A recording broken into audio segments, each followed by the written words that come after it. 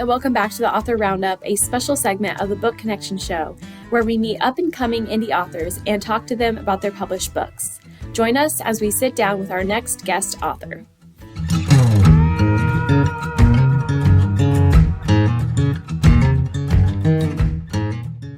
Hello, everyone. Welcome to Author Roundup. My name is Emma, and today I am joined with self-published author Lauren Ratcliff.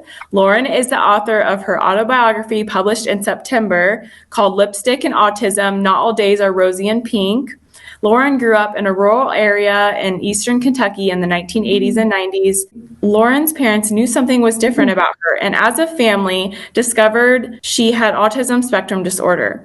In her memoir, she shares her life and what it was like with it from a personal perspective and hopes to educate others about the condition and erase the stigma associated with the disorder. Lauren, how are you today? I'm good. How are you? It's so nice out here up in eastern Kentucky, and I hope the weather's nice out there in Indiana. Yes, it is gorgeous today. It's about 70. It's kind of windy. I mean, we're probably a little similar. Yeah, that's what it is here in Kentucky, too. Yeah, it's so nice out. Mm-hmm. Well, can you tell us a little bit about your book that was published in September? Congratulations on publishing your book as well. Thanks. Yeah.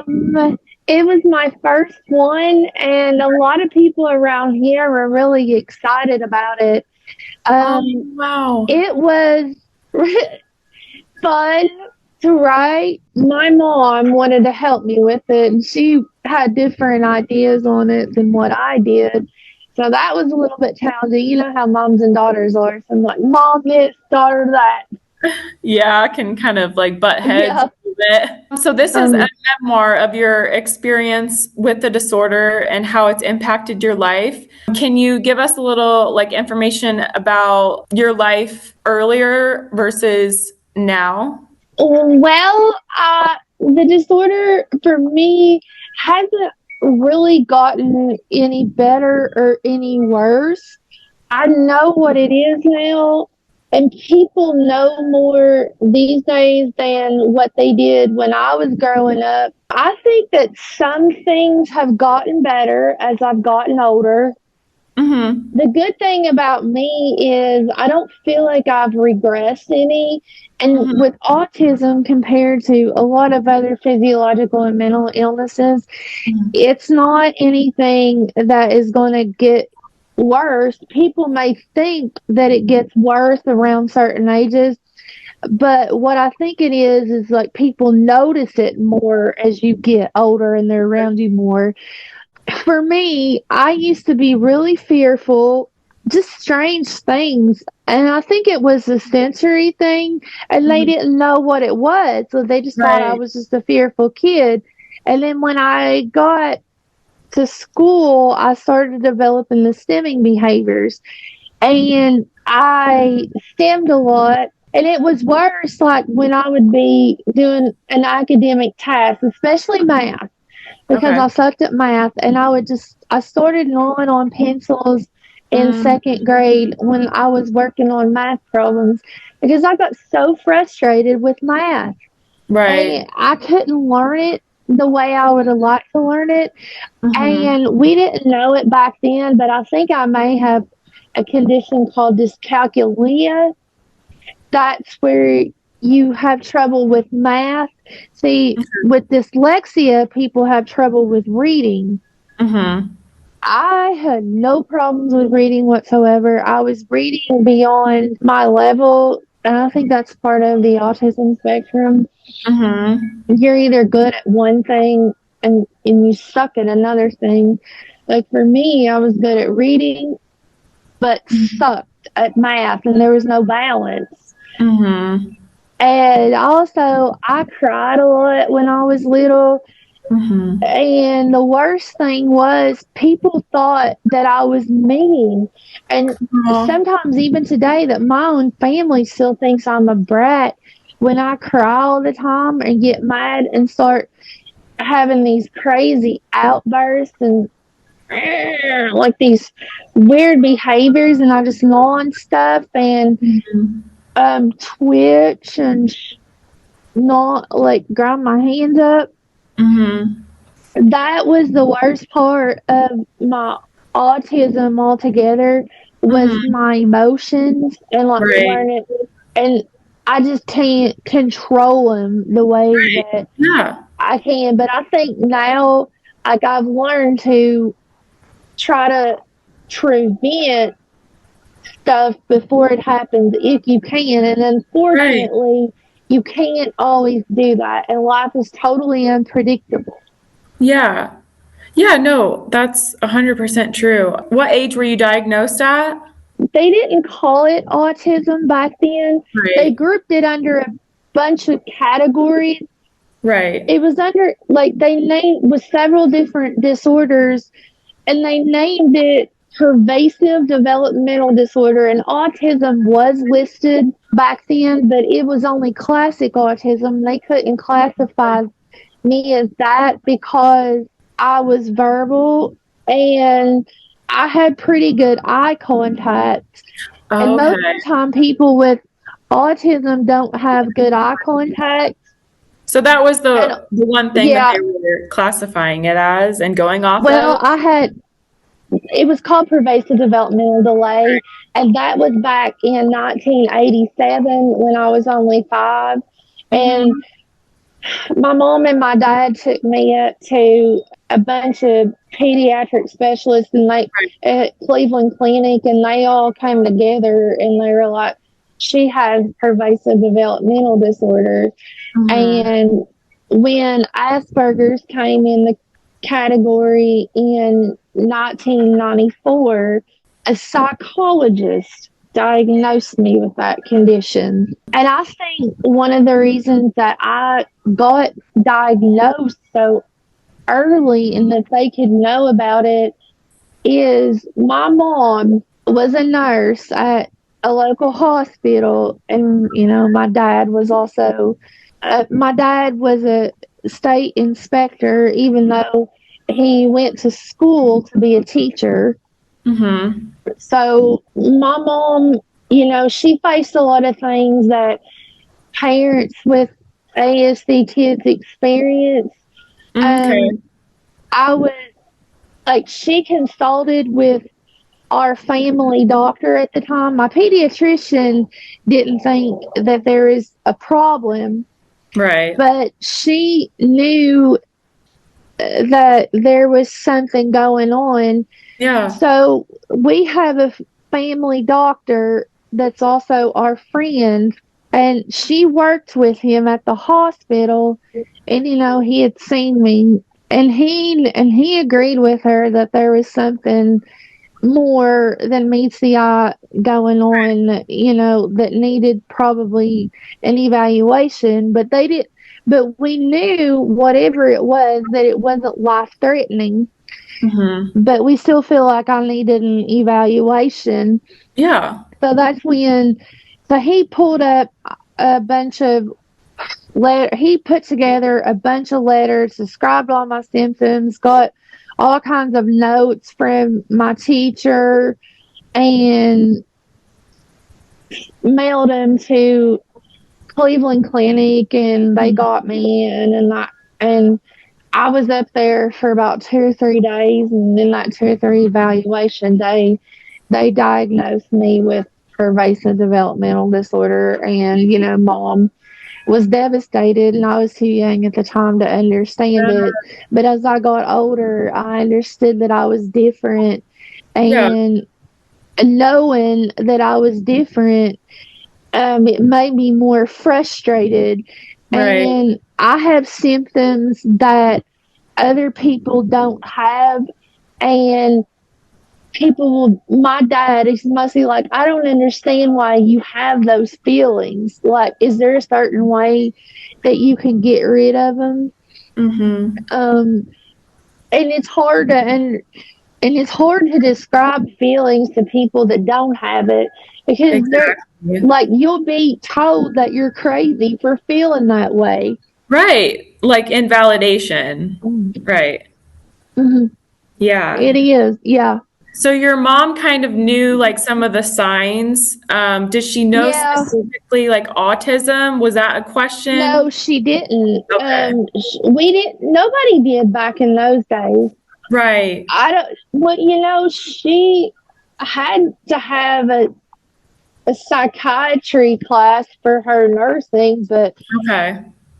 well, whatever was required for nursing, she took.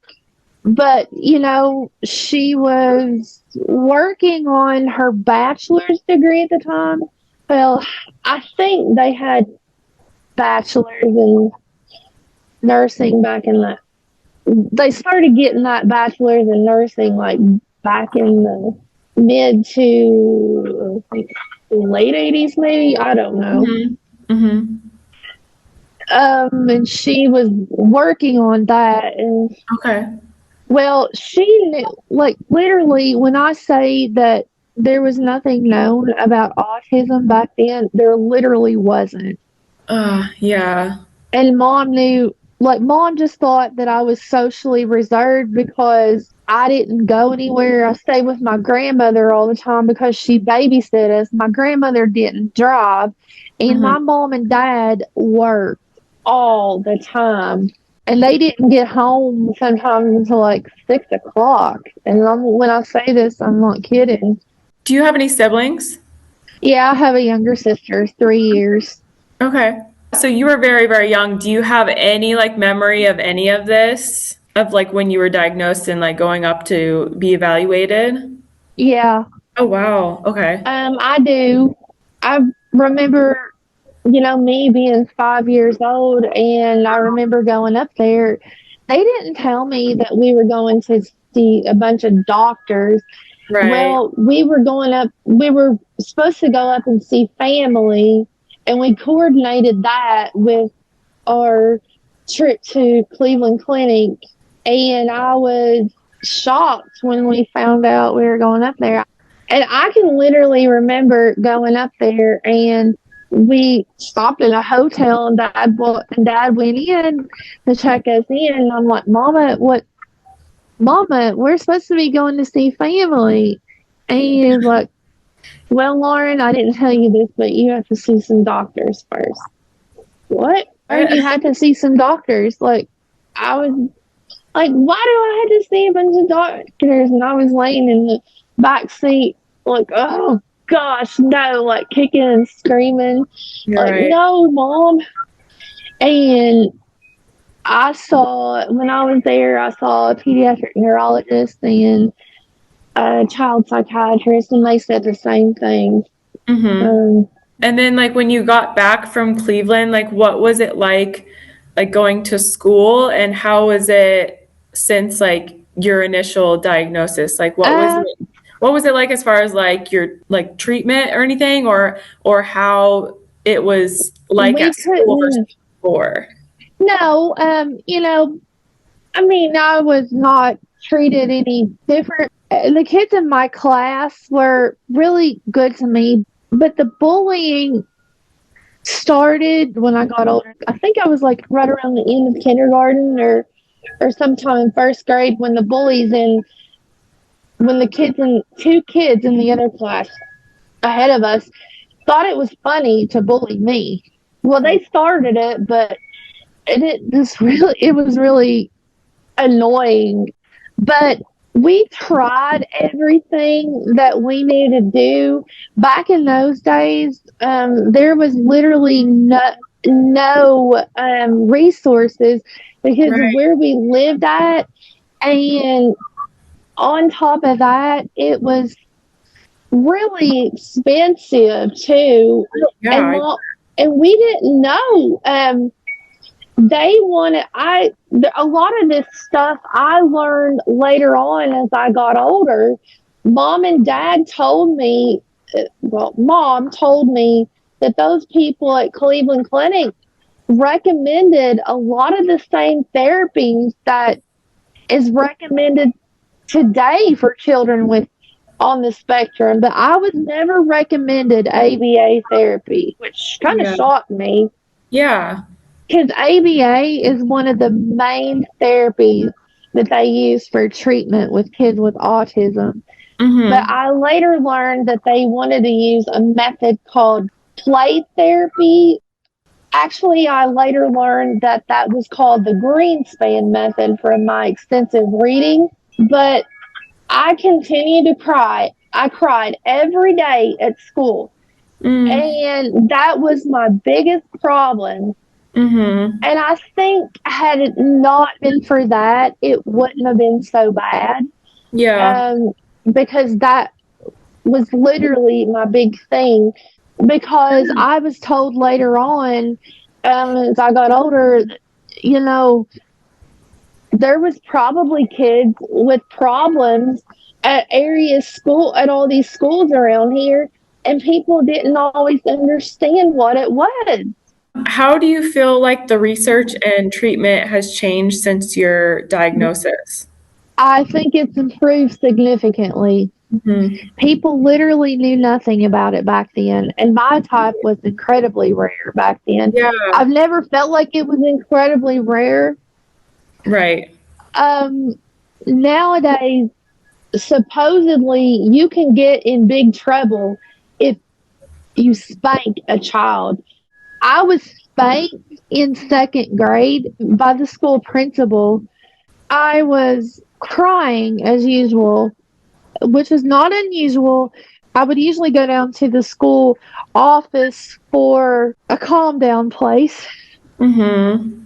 But that particular day, it didn't help me. Well, we had a substitute teacher, and it wasn't her fault. She was a really sweet person, and I see her all the time today. I really like her as a person. Oh. And she knew what to do. She didn't think that the principal would spank me, but she did that day. And we had gotten a new principal. I spent 2 days in the principal's office, and one of those 2 days, she grabs me by, I just lost it at one point, and she just grabs me by the arm and like literally hits me with this big wooden paddle and tells me to sit down. And like I was restrained there. The more that I cried, the worse it got. And the more that I had to be restrained to the office. I even had to eat lunch in the office and couldn't even go outside for our recess break. Oh my gosh. It was sorry. But I still have, and it left me for years to come, it left me with lingering anxiety.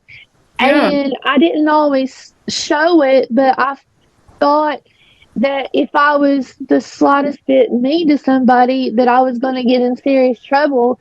And as I got to be like right around 12 and 13 in high school, I felt sometimes if I wasn't like overly trying hard to be nice, then I was going to get in serious trouble, and I was going to get put in the principal's office like that. And literally, I feared punishment from school or from anybody because of what happened in second grade. Oh my gosh, I'm so sorry. And how much has research changed since then? Well, I think that it is still getting better, but we still got a long way to go. I still feel like people are prejudiced against those of all ages on the autism spectrum. Absolutely. And I wanted to have a job and go to college, which I did go to college, and I've got a degree. I maintained my cosmetology license, but I literally was not allowed to hold down a job because I cried all the time. But nowadays, I've heard that many companies are hiring patients on the autism spectrum, and I feel like we need that. If someone or a parent thinks that their child has autism, how can they find out? My personal suggestion is to consult a doctor that specializes in autism spectrum disorders. In our area, We don't really have a lot of that. And I think people are just kind of like, some doctors might be just throwing the diagnosis out at kids, but it's actually more common now than what it was. And I think it's because because people know more about it than what they did back when I was a kid. Right. I would tell him what I would tell anybody else. Like, if you don't feel satisfied, I mean, it's your body, it's your child. Yeah. So you need to take him to somebody that knows. If you had a specific condition, I'm one of those that I would say, first off, you got to check with your insurance company on their policies. Second of all, I would research somebody in the autism, that knows more, that's a specialist in your network. And also, I think it's good for like parents and teachers to have some sort of knowledge and awareness about it as well, and to have multiple, because there's so many signs of autism, and to not just have like certain ones that they're looking for, but many things, because there's multiple signs. And you know what? It affects kids differently, even though it has a general subset of criteria, and it's a very debilitating condition. Yeah, like every child's different. Every child is different that has autism. Yeah, that's true. Okay, well, I want to get to your book as well. Okay. So what inspired the idea for your book? Why did you want to write a book about your experience? Well, I always liked to write, and I've always been a reader. And I felt like I really needed to do something to help people on the spectrum. I've always had that itch since I was a teenager to help kids like me.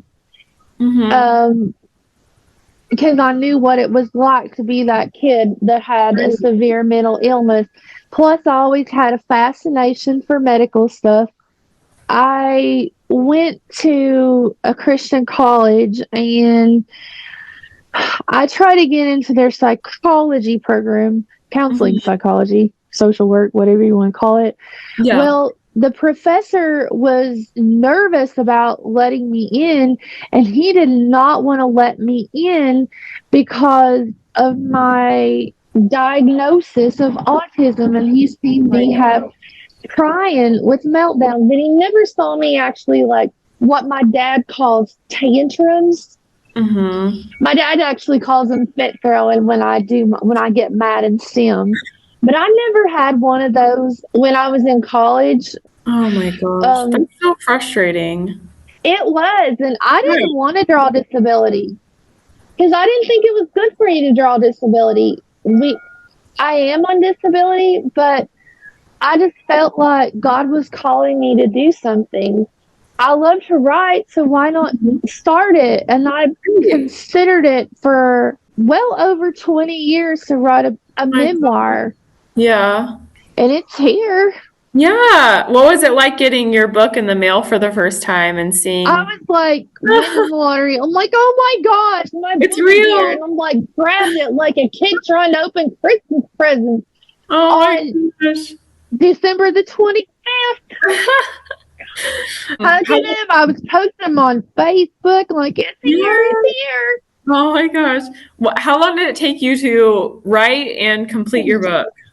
2 years and 1 month. I started the year COVID hit. The month before they come out with the COVID shots, I started. Okay. Because I bought a new tablet.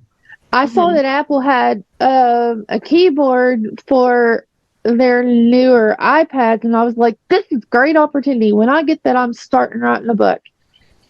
And I wrote it. Oh my God. Just started when I got that new tablet and keyboard.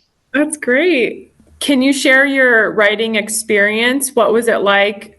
Or like, what was your writing process like? It really wasn't bad. Just like go to write the draft. But the hardest part was some of the editing, because it was a memoir. There was certain things that I wanted to include, but Okay. it was considered libel. Right. And when I submitted it last spring, I was ready. There was a bunch of libel issues that needed to be addressed, and it took me 2 months to get those addressed. Mm-hmm. So I was really frustrated about that. And Yeah. then my mom wanted to help me edit it. She was like, I want to make sure that you're accurate about that. And it was really hard for her because it was like reliving a nightmare all over again. It did not bother me one bit because I felt like my story needed to be shared. Right. It does. Um, Yeah. and it was longer getting it done. And she was like, you are not submitting that to the publisher until I read that completely through. And then there was stuff that happened over the summer that she couldn't get it done. I'm like, Mom, please, if it passed inspection, let it go. I want to Right. make sure everything is right, you know? And Yeah. I actually did not get it submitted to the company for publishing until the end of July.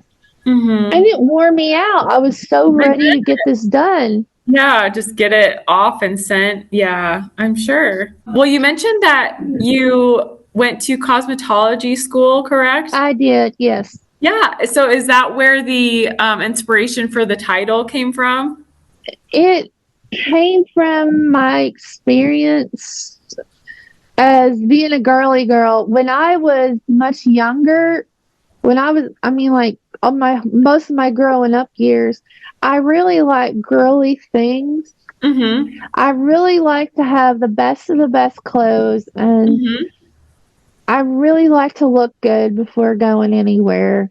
Um, Mostly when I got to be a teenager, I started wearing lipstick because I always loved red lipstick. You can see I've Yeah, got it on right it's now. so cute.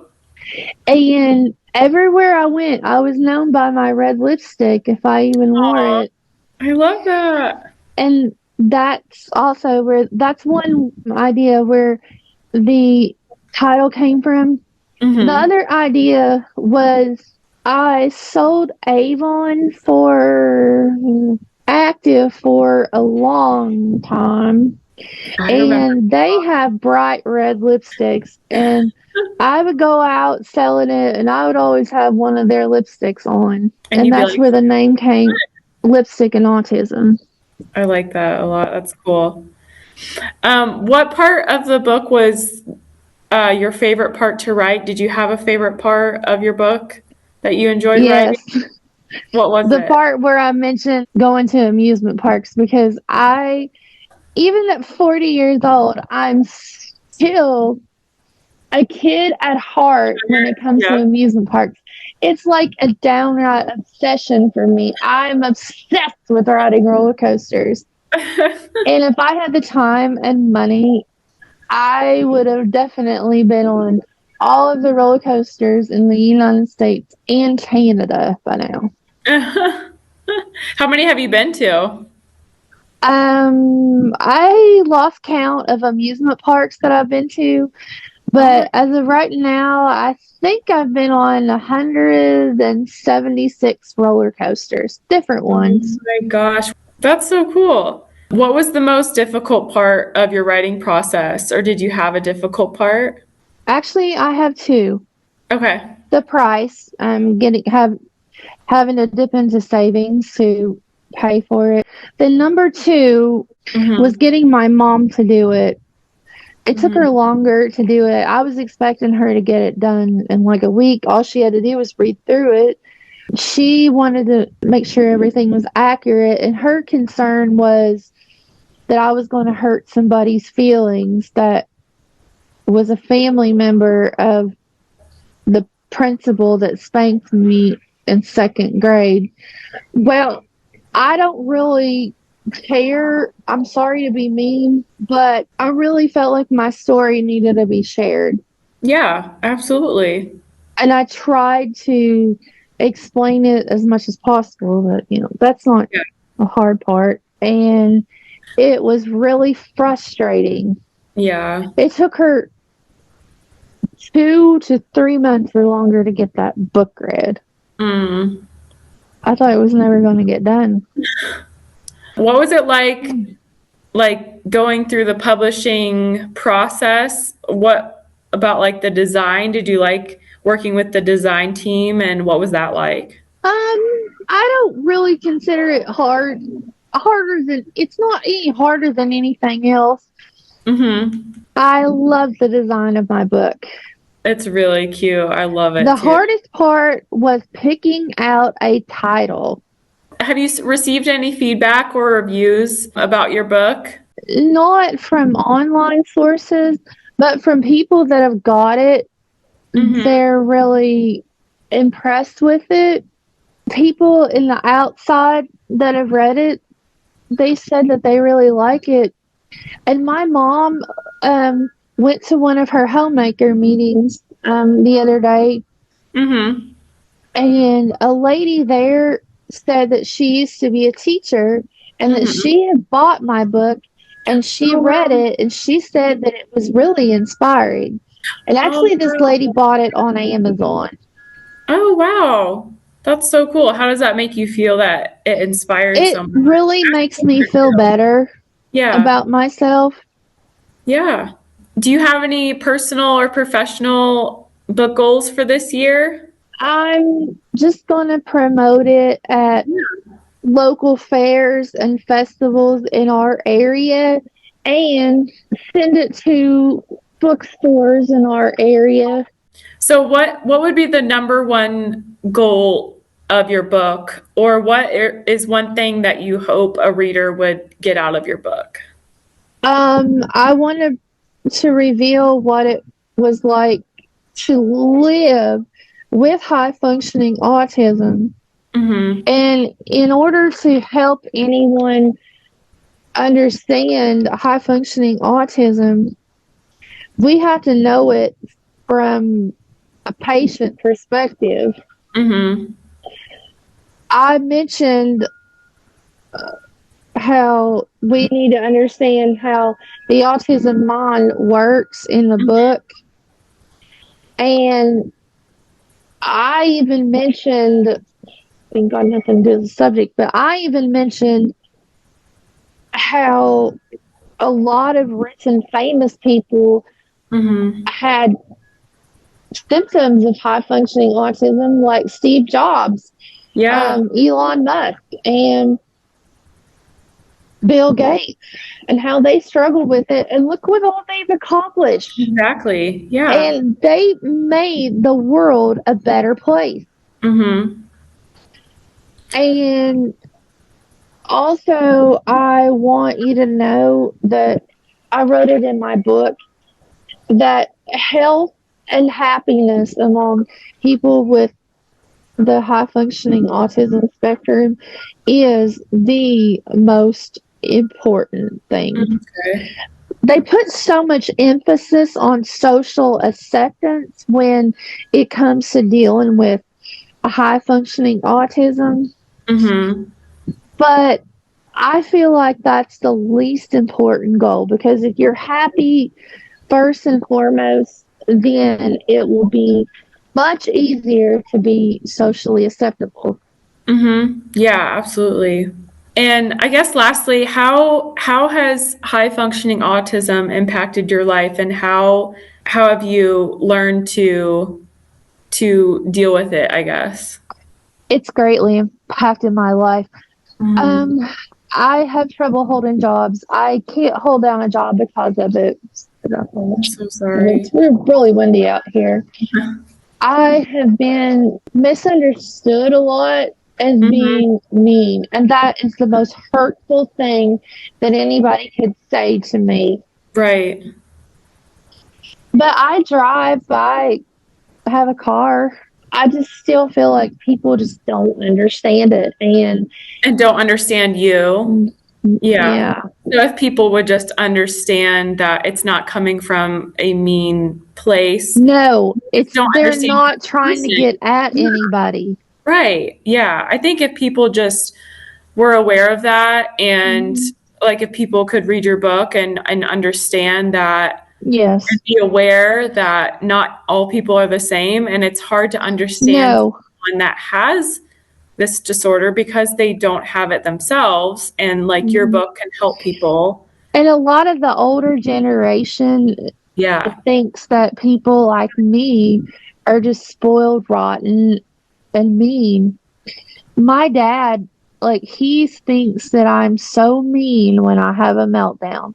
And he really doesn't understand it. Even if the feelings Right. that I have when I'm upset don't make sense to him, but they're still valid feelings to me. Absolutely. They're your emotions and they are valid. Right. Yeah. And it may be mean, but I have no intentions of being mean. Right. I guess I have one last question. Like how aware do you think parents are of autism, and do you think that children are like how many children are like misdiagnosed or are undiagnosed? I think parents are aware of autism, and I think that sometimes it's inaccurately diagnosed, Mhm. like a lot of other conditions are. Mhm. I mean, it's easy to suspect it based on your symptoms, but sometimes you have to really thoroughly, um, like I said earlier, it's better to see someone that specializes in it. Yeah. I think that as a parent, if you want to get your child diagnosed, you and your child know yourself better than anybody else does. Right. And you need to listen to your gut instincts as a mom. And, Mhm. Right. I mean, I think people are, they're still judgmental about people with autism. I've Mhm. said this in my speeches, and I've read about it, that autism is the most stigmatized condition of any disability. Mhm. Yeah. Of all types, it is. True. Yeah, absolutely. Well, thank you. I feel like that's all the time we have for today. Thank you It for is. joining me, Lauren. It's been so great talking to you and learning more about your book Mhm. and for shedding light on it and your perspective about Mhm. autism.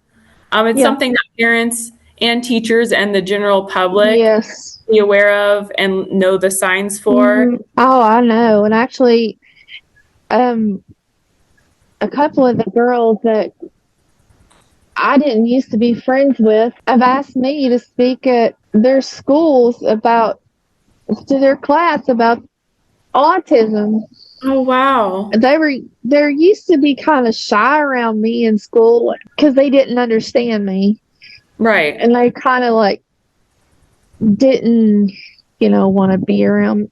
I shouldn't say that they didn't want to be around me, but I think that they were kind of like, you know, Yeah. insecure and Just snobby because they around didn't me because understand they you. didn't Yeah. understand. And I think Right. had they have understood it when we were much younger, Right. that they would have not done it. Yeah. Have they read your book? I have not asked yet. Hmm. Um, I've had I've had a lady that bought it on Amazon sign it for me the other day at exercise class, Oh, really? and I wrote a note on it. And Oh, yeah, that's she's really fun. sweet. Oh, that's so Yeah. nice. But, I've learned this is one thing I've learned about my experience with autism. I'm a Christian, and a lot of Christians still sadly don't understand the autism spectrum. But Hmm. I said this at one of the last pages in my book, that it was about me giving a speech, and um, that I've learned to be okay with who I am and how things Right. are. I Hmm. prayed for a cure for my autism and to be able to live a normal life and to be able to have a job and, get married. But, I feel like my prayers were answered. I learned that they were as I was sitting there writing the book. They were, but they weren't answered in the way that I wanted, and that's okay. And I mentioned that in the book. So, Well, not everyone can say they're a published author, so that's really, I'm really happy for you. thanks. And I hope that people get something out of your book and learn more about autism and are aware of it and share with others and share their knowledge from your book. Thank you for letting Ex Libris share your amazing story. And you can find Lauren's book at exlibris.com, Amazon, and Barnes & Noble. Well, thank you, Lauren. It was so great talking with you, and I will see you all next time. Bye. Have a great day. Bye.